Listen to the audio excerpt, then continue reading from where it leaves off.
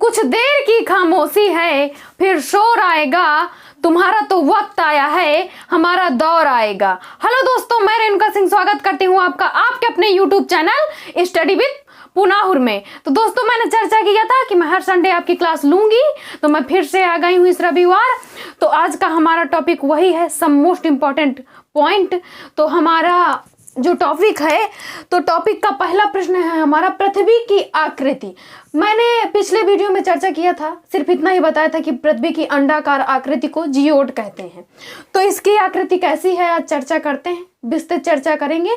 तो आप जानते ही होंगे कि पृथ्वी पर कहीं कहीं महासागर हैं, कहीं कहीं बहुत ही गहरे गर्त हैं, जैसे कि मेरियाना गर्त 11,033 मीटर का, तो कहीं कहीं पर बहुत ही ऊंचा हिमालय जैसे कि 8,848 मीटर, तो कहीं पर उठी है तो कहीं पर धसी हुई है। तो इसी आकृति को, पृथ्वी कहीं उठी है कहीं धसी है, तो जो इसी आकृति को हम अंडाकार आकृति जियोड कहते हैं। ना चपटी है ना गोल है एकदम, और ना ही ज्यादा चपटी है कि ध्रुवों पर चपटी हुई है। अंडाकार है, मतलब बना लिया गया है, कहीं पर उठी है तो कहीं पर चपटी है, तो उसे बना लिया गया है कि इस आकृति को हम जियोड कहेंगे।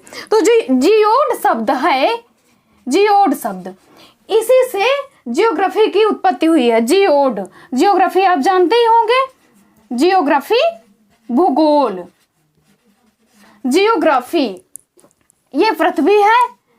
जब हम पृथ्वी का बाह्य अध्ययन करते हैं, बाह्य चीजों की जानकारी करते हैं, बाह्य चीजों की, तो उसे जियोग्राफी कहते हैं। आप लोग जानते हैं जियोग्राफी। अब हम चर्चा करें जियोग्राफी की, तो इसके जनक जान लेते हैं कौन है दोस्तों। इसके जनक है इरेटोस्थनीज। जो जियोग्राफी शब्द है ये ग्रीक भाषा का शब्द है, और ग्रीक इस समय ग्रीस को ही ग्रीक कहते हैं, तो ये ग्रीक भाषा का शब्द है। जब हम पृथ्वी की बाह्य चीजों का अध्ययन करते हैं तो जियोग्राफी कहते हैं, और जब हम पृथ्वी के अंदर का अध्ययन करते हैं, जैसे कि ज्वालामुखी कहाँ से आते हैं, लावा कहाँ से आता है, अंदर चीजों का अध्ययन करते हैं, पृथ्वी के आंतरिक भाग का अध्ययन करते हैं, तो उसे जियोलॉजी कहते हैं। जियोलॉजी और जियोग्राफी। जियोलॉजी मीन्स होता है दोस्तों भूगर्भ विज्ञान। जब हम पृथ्वी का आंतरिक अध्ययन करते हैं तो भूगर्भ विज्ञान, और जब पृथ्वी बाह्य चीजों का अध्ययन करते हैं तो इसे भूगोल कहते हैं। तो आइए आगे देखते हैं। तो दोस्तों, अब हम बात करेंगे पृथ्वी की उत्पत्ति के बाद महाद्वीप कैसे थे। जो पृथ्वी की उत्पत्ति के लगभग अब से आपको 20 करोड़ साल पहले जाना होगा। 20 करोड़ साल पहले ये सारे महाद्वीप जो थे, सातों महाद्वीप एक में जुड़े हुए थे एक दूसरे से, और जो पूरे महासागर थे वो पूरा एक में जुड़ा हुआ था। स्थल मंडल पूरा अलग और जल मंडल पूरा अलग था। तो जो पहले पूरा था, तो स्थल मंडल का नाम था दोस्तों पैंजिया, और जल मंडल का नाम था पैंथालासा। स्थल मंडल का नाम था पैंजिया और जल मंडल का नाम था पैंथालासा। ठीक है दोस्तों। इसके बाद इसमें एक प्रामाणिक सिद्धांत लगा हुआ है कि ये जो पूरे महाद्वीप थे, पूरा स्थल मंडल था, ये महाद्वीप कैसे बने, कैसे टूटे। तो इसमें एक प्रामाणिक सिद्धांत है विग्नर का महाद्वीपीय विस्थापन। प्लेटें थी, खिसकती गई। जो सिद्धांत लगा हुआ है कि प्लेटें खिसक रही हैं, टूट रही हैं, महाद्वीप टूट रहे हैं। तो ये जो पैंजिया था तो दो भागों में टूटा, अंगारा लैंड, गोंडवाना लैंड। जो अंगारा लैंड का उपनाम है दोस्तों लारेशिया है, और गोंडवाना लैंड का उपनाम जम्बू द्वीप।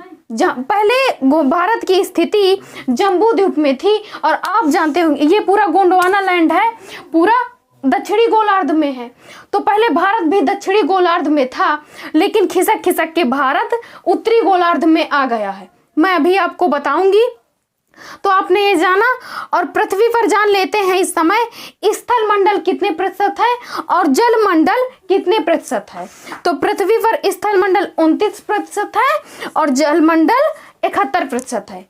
तो आइए आगे देखते हैं। तो दोस्तों, जब पैंजिया टूटा तो वो दो भागों में टूटा, अंगारा लैंड और गोंडवाना लैंड। मैंने आपको इनके उपनाम बताए कि अंगारा लैंड का उपनाम लारेशिया और गोंडवाना लैंड का उपनाम जम्बू द्वीप। तो अंगारा लैंड में कौन कौन से महाद्वीप बने? उत्तरी अमेरिका, यूरोप, एशिया। 3 महाद्वीप बने, उत्तरी अमेरिका, यूरोप, एशिया। अब गोंडवाना लैंड में कौन कौन से महाद्वीप बने? दक्षिणी अमेरिका, अफ्रीका ऑस्ट्रेलिया। मैंने आपको हालांकि भारत कोई महाद्वीप नहीं है, मैंने आपको समझाने के लिए लिख दिया है कि भारत गोंडवाना लैंड में था। ये खिसक खिसक के जो यूरेशियन प्लेट थी और इंडियन प्लेट थी, ये एक दूसरे को धक्का मार मार के वहां तक ये विस्थापित होते हुए पहुंच गई। मैं आपको बता दूं कि इन प्लेटों को, इंडियन प्लेट को 1 सेंटीमीटर खिसकने में 1 साल का समय लगता है। तो आप अंदाजा लगा सकते हैं कि इतने हजारों किलोमीटर खिसकने में कितने वर्ष लगे होंगे, कितने वर्ष लगे होंगे आप अंदाजा लगा सकते हैं, क्योंकि 1 सेंटीमीटर में 1 साल में सिर्फ 1 सेंटीमीटर खिसक रही है और अभी भी ये लगातार खिसक रही है। तो जो दोस्तों हिमालय पर्वत है उसके नीचे पहले टेथिस सागर हुआ करता था, बहुत ही गहरा टेथिस सागर हुआ करता था। ये इंडियन प्लेट और यूरेशियन प्लेट एक दूसरे को धक्का मार मार के वहां तक पहुंच गई और जो अंदर का भाग था वो ऊपर उठ गया, जो आज का हिमालय पर्वत है। और ये अभी भी एक दूसरे को धक्का मार रही हैं और ये और अंदर तक जा रही है इंडियन प्लेट, इसीलिए हिमालय पर्वत की लंबाई लगातार बढ़ रही है। तो दोस्तों अगर आपको आज का वीडियो अच्छा लगा हो तो वीडियो को लाइक करें, चैनल को सब्सक्राइब करें और ज्यादा से ज्यादा शेयर करें। मिलते हैं अगले संडे, तब तक के लिए टेक केयर।